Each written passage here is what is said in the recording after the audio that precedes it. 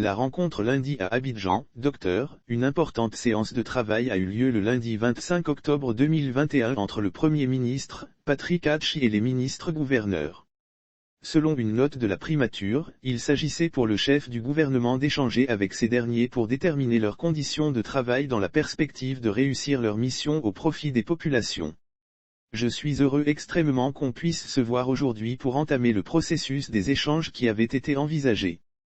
Et ce, pour trouver ensemble des solutions à un certain nombre de préoccupations qui étaient les vôtres à la lecture des documents que vous aviez et qui méritaient soit des éclaircissements, soit des approfondissements, a déclaré le chef du gouvernement.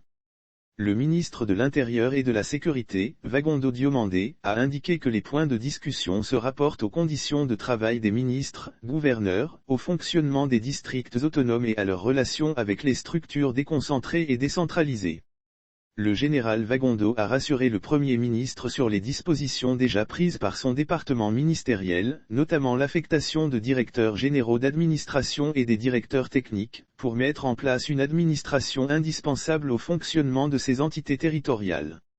Nous repartons très satisfaits. Et chacun de nous va s'engager à donner le maximum qu'il peut sur le terrain pour que très bientôt des résultats palpables soient obtenus, a relevé le ministre, gouverneur du district autonome d'Abidjan, Robert Blegré-Mambé au terme de la séance de travail.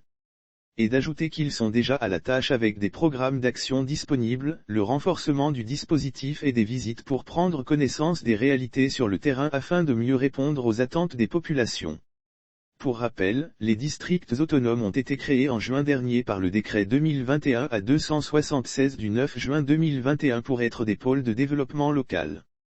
Ils contribuent à améliorer l'efficacité des actions déconcentrées et décentralisées du gouvernement.